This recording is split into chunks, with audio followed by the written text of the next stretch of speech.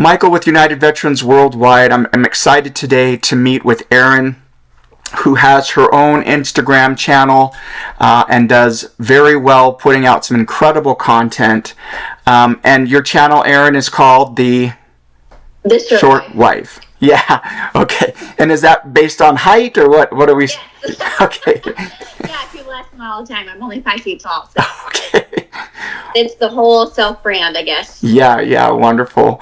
Well, for our global audience today who's tuning in, there really has been a missed sector in this, in my YouTube channel, and it really has to do with spouses and children of military and veterans and first responders, to add that as well, and the journey that they all have to take. You know, when I would deploy, my wife would carry the burden of raising the kids as a single parent and all that entails. And I'm so grateful that Erin has joined us today and is willing to share some of her experiences and stories, which I think will captivate all of you and give you a greater sense of the sacrifice that families go through. So Erin, will you tell us a little bit about yourself today? Yeah, well, my name is Erin. I am, I guess, the creator of Theshortwife, which is just another social media channel. I started blogging back in 2016 when we were at my husband's first station in Quantico, Virginia. We were at Quantico Marine Corps Base, and my husband was going through TBS.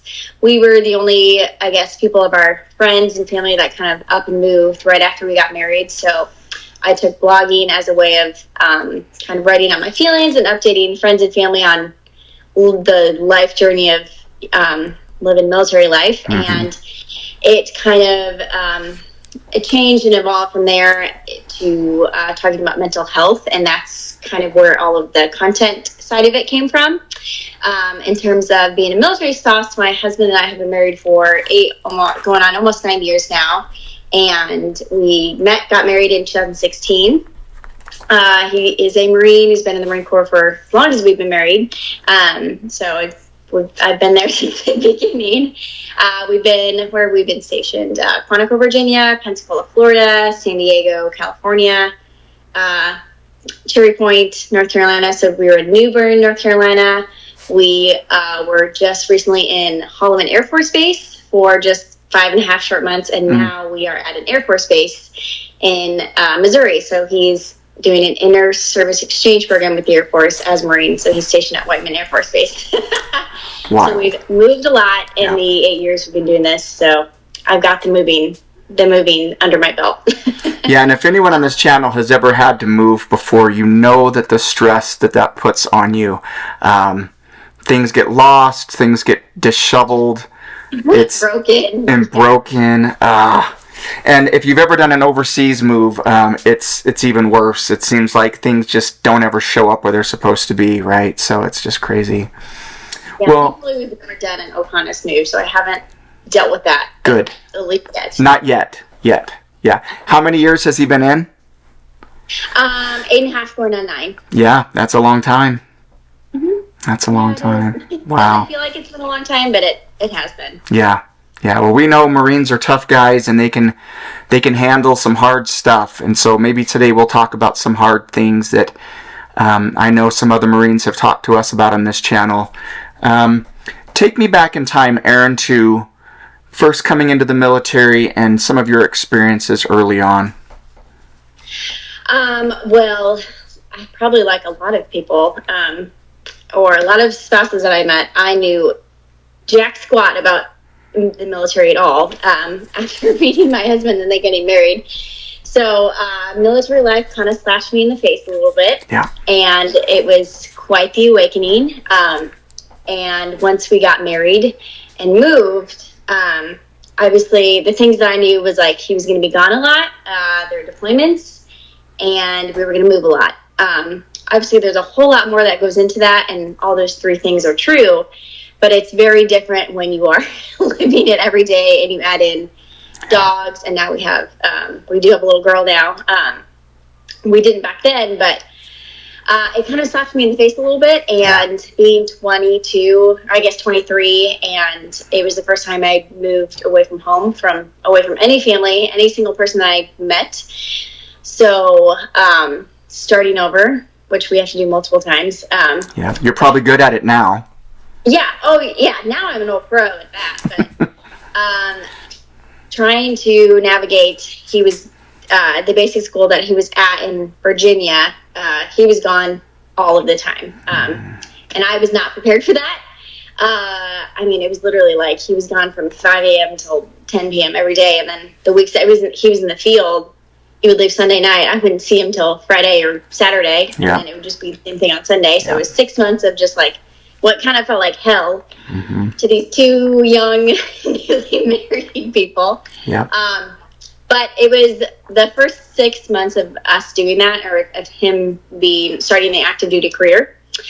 It was good. It was hard, but it was needed because I feel like I was kind of thrown in with the Sharks a little bit, but it was a good.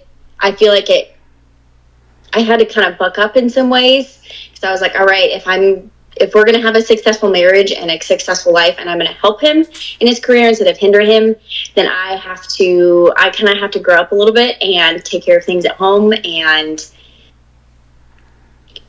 try and enjoy it, because if I don't, it's just gonna suck. So I had to grow up and kind of buck up a little bit, but it was hard, but I think it was really necessary. And did you find that an easy on a base or surrounding area where you were able to link up with other spouses, others who were going through the same thing, or? Yeah, so we didn't live on base then. Okay. Most of the spouses, thankfully, they had a really good family program when we were in Virginia, and they had like a spouses orientation day, and so I met a lot of the other wives that I was friends with. I'm still friends with them to this day, and we still keep in contact on social media.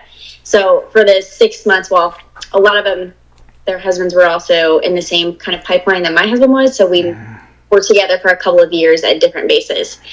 But there was, 10 of us or so that were pretty close for those 6 months because we spent almost more time with each other than we really did with our husbands. Yeah. So that aspect has almost always been easy because, you move to a new station, whether you're on base or living off base, you connect with people right away because they know what you're going through and they are understanding and helpful, and they kind of become like your family.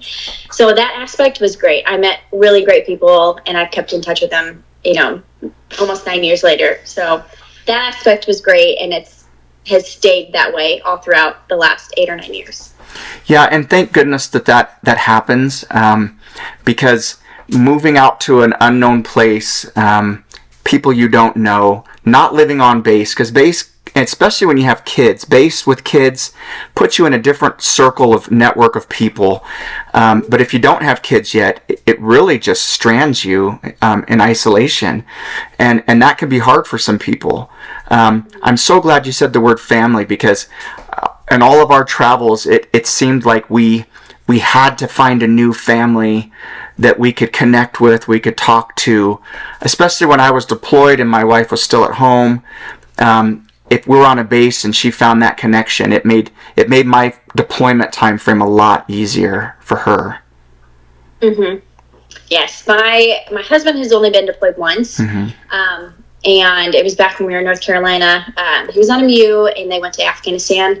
But while he was there and gone, I had an incredibly tight-knit group of friends there, and all of us, it kind of just aligned. We're all of our lucky stars. We all kind of had moved there at the same time, so we were all there for 3 years. And I'm actually going on a trip with them next month because all of us moved away, so we're going back and having a trip together. But they were the backbone of my husband's deployment because they kept me in the loop, and I traveled with them and ate with them, spent the night at their house. I watched their kids, they watched my dogs, and he was in Afghanistan when they were doing all of the pullout of troops, and he was at Kabul airfield, and the day that there was the IED went off, I didn't find out right away, but my friend, some of the friends in my group had texted each other without my knowledge, and one of them just came to my door and said, "Erin, you need to sit down. There's been some news."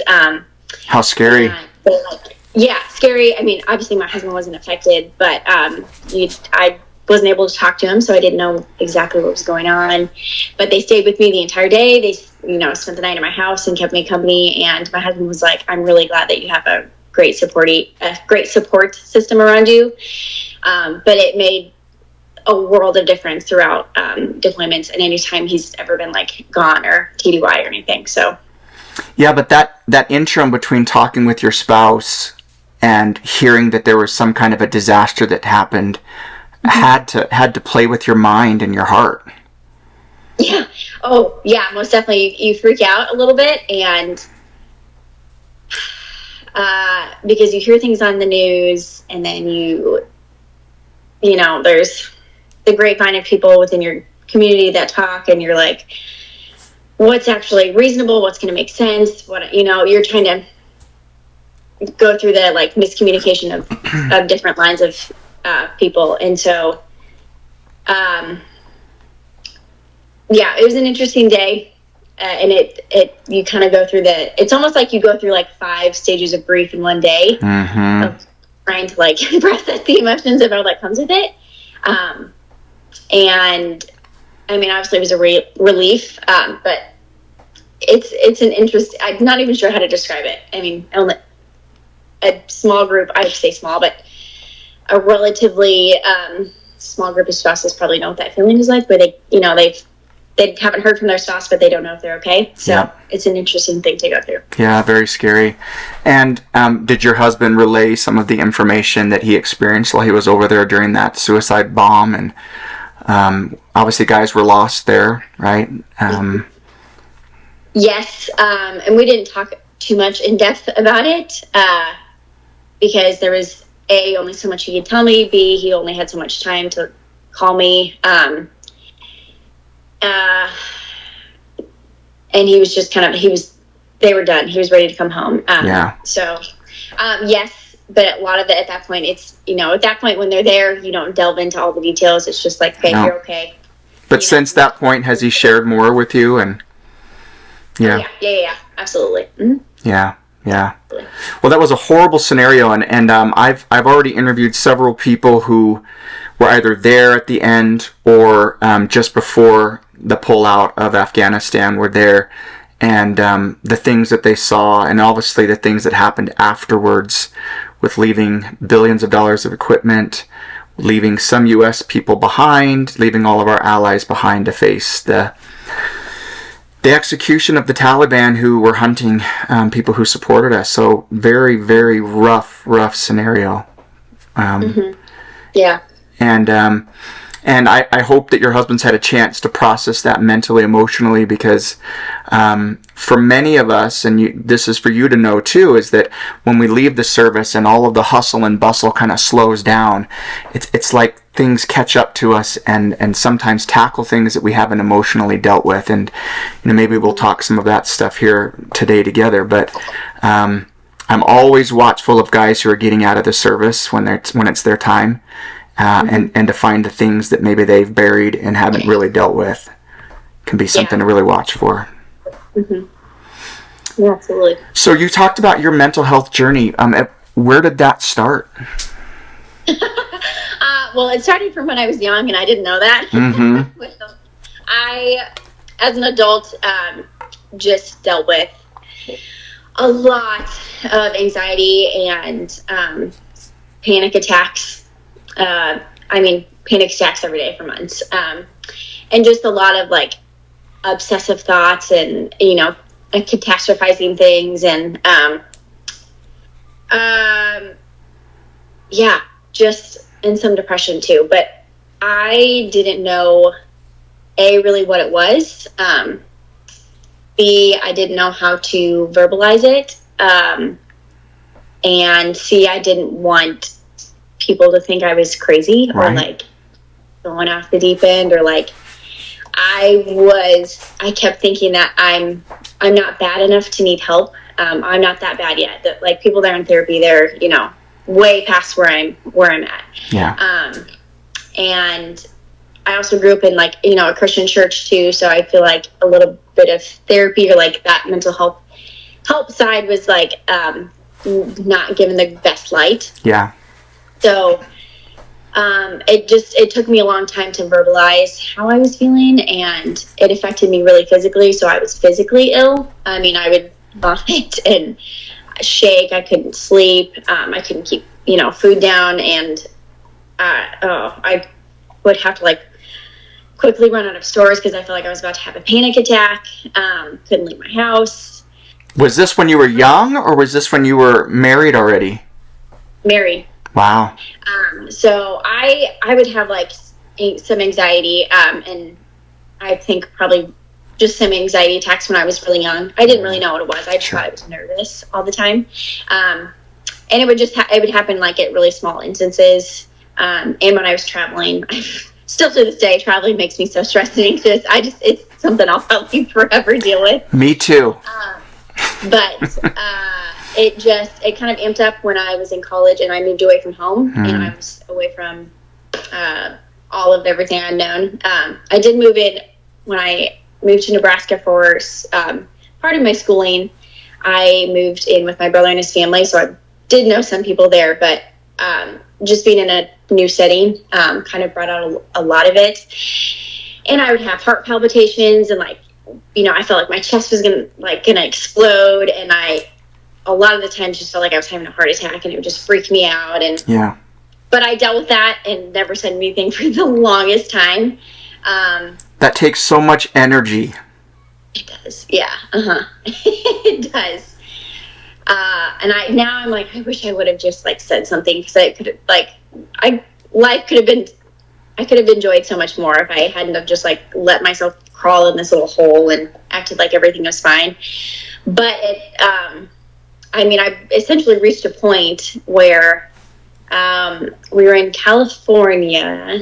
Yeah, we were in California, and I was fine for a couple of years because we lived in Pensacola for about 2.5 years, and so life was settled a little bit, and life was just it was settled, and I had people around me, and it was calm, I guess. Yeah. And when we moved again, things just kind of ramped up, and I just couldn't shake it. I was still having panic attacks, even though I was trying to exercise and I was eating okay. I mean, there was nothing there was no big trauma or anything that triggered it. I still to this day, I don't know. And sometimes I wish there was a reason, but it just kind of happened. And I got to a point where I really couldn't function during the day. And I was just breaking down, and I finally broke down to another spouse because I just couldn't handle it anymore. And she was like, have you thought about going to therapy? And I was talking to my husband. He was like, I think it might be time to reach out for help, because, obviously I'm here for you, but there's only so much I can do. There's only so much I can do. So, it's funny because, the day that I called the doctor to make an appointment to possibly start medication or see if there was something going on, I was sitting out in my backyard in California with my dog and a smoothie, and walked outside, sitting down, and my husband left for work. He shut the door and he accidentally locked me out of the house. And so I was like, well, I only have my phone and my water, so I might as well now is the time to call a doctor, make an appointment here. So I did, because I just felt this nagging of it's okay to go reach out and ask for help. So I did. I made an appointment, and I think I was seeing that next week. And then I started therapy a couple weeks later, and it was just a big, bright turning point. And that's, I had told all my family, and they were concerned, and also, why didn't you tell me? And I'm like, I don't know. I didn't know how to verbalize it. I didn't really know what I was feeling, if it was I was actually sick, because a lot of times I made myself think that I was deathly ill. Yeah. But I wasn't. So, obviously it took a long time, and I still struggle with some of those things every so often. Yeah. But it's so much better than it used to be. Well, I love some of the things that you've said. For one, you said that you grew up in a faith-filled house. I thought because I felt like I was grounded in my faith that I wouldn't have to struggle with depression and anxiety. So when I started to, I immediately assumed something was really wrong with me. Yeah. I'm alone. This is just me doing this. And I reached out to one other veteran, and I said, hey, I'm really struggling. can you relate to this at all? And he's like, nah, dude, not at all. And I was like, I am the only one. It's just me. And that was a bad day for me. Yeah. But slowly I learned that my anxiety doesn't ever really go away. I had anxiety all day today, and I talked to family about it recently and said, I catastrophize, size stuff all the time, and then I get into meetings for work or whatever else, and it's nothing like my anxiety was telling me it was. And I told my wife, I said, I kind of just walk around all day long with a constricted chest and have trouble, getting a full breath. I mean, I eat better, I work out, and I talk about a lot of those things here on the channel. But sometimes there are these things that just don't leave. Mm-hmm. I wish they would. Yeah, no, absolutely. And I wish they would leave too. But it's almost, I've been in therapy for like 4 years now. Yeah. And my therapist, she's been amazing. She's been great. And I'm glad you found someone that worked for you, because I think that's a key for the audience here listening. You've got to find someone that you connect with, and it's not always the first one. So. Yeah, no. I've tried one initially in California, but then we had moved right away. And I thankfully found one in North Carolina. And I've stuck with her. And I stuck with her because she also has said things that I don't like to hear, but I needed to hear. But something that she has relayed to me throughout the last few years is you almost don't want anxiety to be completely gone, because it is there for a reason. There's some of it is there for our our health, of like trying to keep us in check. Danger, like real dangerous things. But it's, when it gets that alarm bell is going off all the time for, I accidentally hit my foot tripping down the stairs, and now it hurts. So there's a tumor, there's like a bone growth or something, that's where it leads down that path.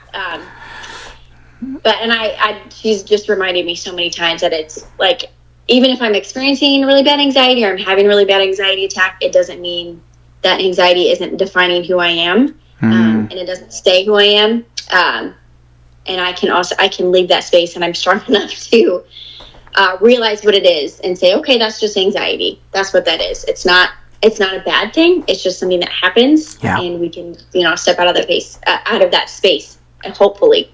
But it's taken a long time to get that point. And I still experience it, because I for years prayed that it would just go away and I would never have it again, but that's not really the case. Yeah. And even though it's not something I deal with often anymore, it's still there every once in a while, and I still have to remind myself, like, this is okay. It's just a little bump. It's just a little speed bump, and then you keep driving. Yeah. And did you ever fall into the pitfall of negative coping mechanisms to deal with it?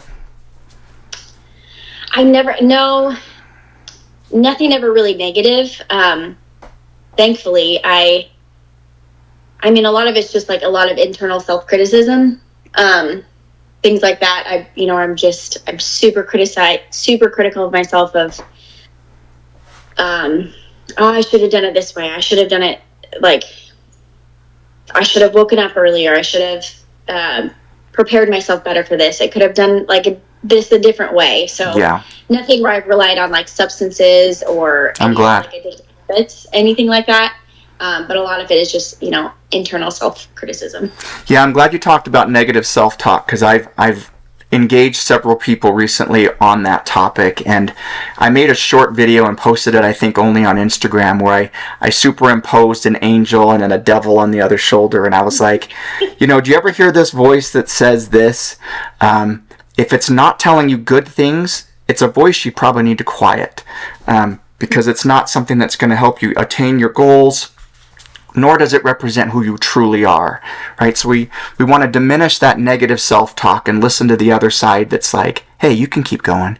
You got this. Do one more thing. Take one more step. Go to the gym still today. Eat breakfast. Get out of bed. Whatever it takes. Like, let's take those steps, because movement is medicine in so many ways. Yeah. Oh, absolutely. Yeah. And whenever I was in the thick of like having a lot of anxiety, it was really easy for me to like hunker down and physically stay in one spot. But I have to I've learned that I have to get up and like physically remove myself from that space and walk around and like voice, like get the anxiety out of my brain. And so like talking about it, like I have to get it out of my system. And so walking and physically moving around, doing things really helps. Yeah, I love early mornings. Where I live in Logan, Utah, which is northern Utah, right up next to the Idaho border, we're completely surrounded by mountains on all sides. So I'm looking out my window and I'm seeing them now. When I get up in the morning to lift weights or something, I go outside of my garage and I can see the sun coming up over the mountain. And I love that time in the morning. And I've recently read some articles that talk about grounding. And they say, go barefoot and walk through your grass. And I was like, I've got a dog. I'm not going to do that. But, ground yourself. Let that first morning sun hit you in the face. Andrew Huberman, who has an amazing podcast, he's the first, I think, that really started talking about ice plunges, cold plunges, and the benefits for the body. He's also talked about grounding, finding that early morning light to get into your skin, and it automatically like brightens my mood. Well, unfortunately, when I work out in the mornings now, it's still so darn dark outside that I still don't see the sun. So I've got to like take a break in my work day and like walk outside and be like, okay, now I can get something in. But there's so much to being outside, and it's going to be challenged for me this year when it starts to snow, and it snows a lot. And where you're at in Missouri too, I'm sure you get a lot of snow as well. Yeah, we haven't been back in Midwest or in cold weather in 8 years. So I don't think it'll get super, super cold here, but we've been in, sunny North Carolina, Florida, California for a long time. So outside time has always been easy. So I'll have to make sure that it'll have to be like a really strong priority, and I'll have to bundle up to be outside in the wintertime. Something that impresses me about you, Erin, is one, you've been very vulnerable about your mental health journey, which is so refreshing. And I hope that people who watch this episode really take that to heart and recognize that's part of the healing process, is letting people know your story. And second, you mentioned early on in our interview today that you wanted to support your spouse and do everything you could to make it successful. And I love hearing that spouses support each other and are aware of each other's needs. And I'm so grateful that your husband spoke up and said that he encouraged you to go out and seek help. Because oftentimes when we go through struggles like this, the thought is, oh, I can just deal with it. I can just deal with it. And we're not dealing with it. Absolutely not dealing with it. And so I encourage people today who have that voice that say, oh, I'll just suck it up. I'll just deal with it. The reality is we probably need external help. And it's not always the voice of the spouse that's always the voice we want to listen to when it comes to correction. But a third-party person can say things sometimes that will penetrate the heart and the mind, and suddenly we'll be like, oh, yeah, that's right. That's true. I can probably do something different there, right? And hence is the benefit of therapy. Yeah. Yeah, very much so. Yeah. Yeah, and I mentioned, like, it's hard to find the right person that fits with you. I think I went through 3 or 4 therapists, and I was in Georgia, and I finally found somebody that, connected with me on such a great level that I made very fast progress. And that's when I think it's the right fit, Mm-hmm. Yeah, I heard a quote once a few years ago that trying to find a therapist is like dating. You got to find the right one, which I think is just funny, but it's very true because you have to, because you almost have kind of like this really deep friendship with them, on some levels. But yeah, it helps. It's going to help a tremendous amount when you really connect with them. So yeah. Really. Erin, what else do you do when these anxious feelings come up now that you're home with a child, and the dogs? I'll mention that too. What other things do you do to keep yourself occupied and healthy? That's a great question. So a lot of my anxiety before I had my daughter Parker was surrounded around having children and going through like these anxiety attacks and not being able to take care of her, or like just being like, almost incapacitated or something, or just like physically not being able to do that. And so I was able to conquer a lot of fears with getting pregnant and giving birth, and now having a little girl. But I fall back into some old patterns every once in a while. But my number one thing is I have to talk about it. Like if I know things are like starting to kind of like, I'm experiencing a little bit more anxiety, maybe I'm feeling like a little bit more down, depressed, I start talking about it to my therapist, because sometimes I can hide things from them too. Yep. My husband, my friends, like I have to like physically, or like I have to acknowledge it with words. And I have to get outside. I need sunlight, and I'm a very extroverted person. Mm-hmm. So I need people around me, and I need external motivation. And so when we first got here, I was kind of in a depressive slump because we had just moved twice. We moved last November, and then we moved this May. And it was harder with a baby, and just harder in the stage of life that we're in. And so it was harder for me to reach out and get to know people. But I really needed it, because I was kind of in this like depressive slump, which I think kind of happens generally when you PCS, because you're like, I gotta do this again. I gotta start over. Like, yep.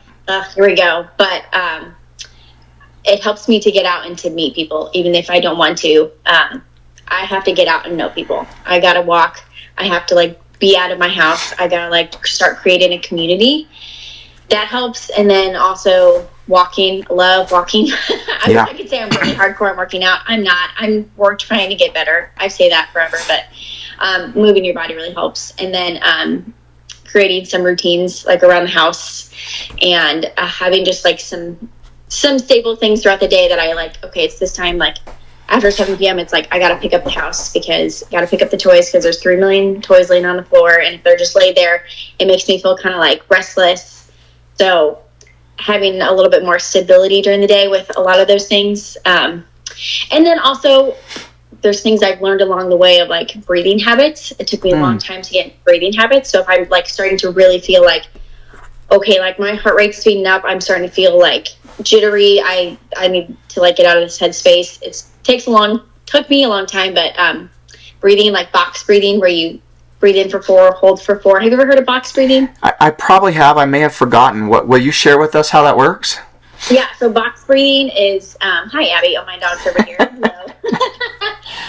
Box breathing is where it's kind of like you visualize a box, and so you start at one corner, you breathe in for 4 seconds, you breathe out for 4 seconds, breathe in and out, and so you just go around the box. Each side is 4 sides to a box, 4 counts. It's just one of the visualizations that I do.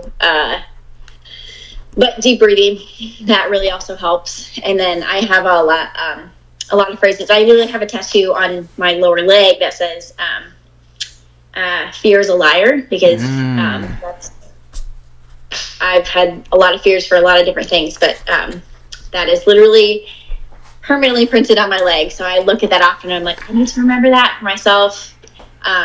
That, and then I have a couple of like phrases that I say just internally, and it's usually, I can do this, and I am capable. I love affirmations. I say those to myself too, especially when it's hard things I have to do. I'll say, you like the outcome once you do it, so do it.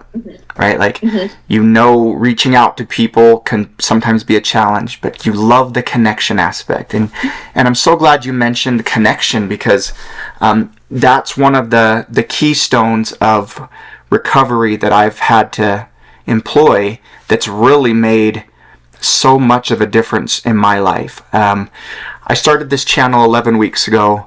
I'm sitting at about 35,000 subscribers.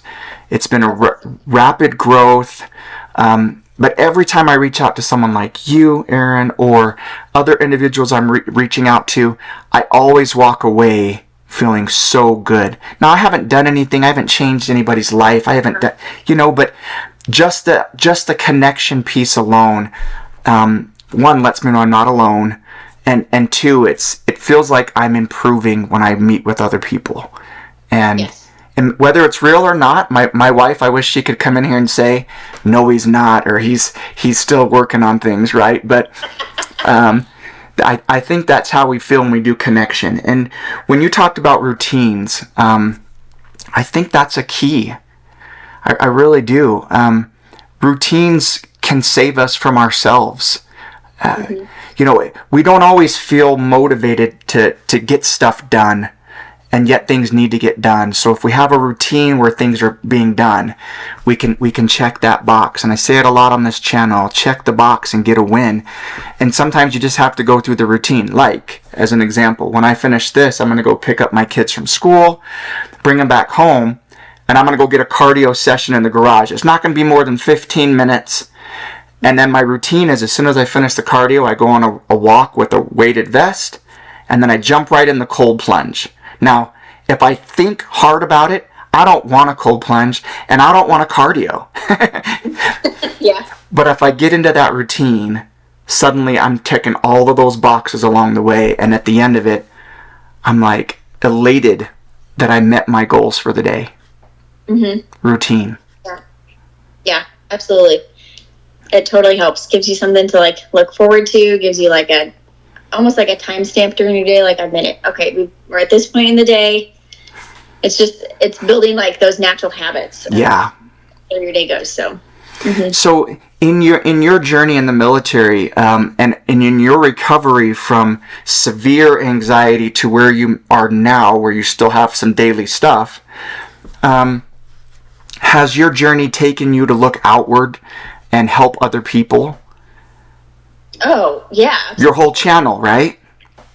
Yeah. And I used to be a little bit more mental health focused, but as I've grown and changed, it has also grown and changed, but it will always be a pillar of my content.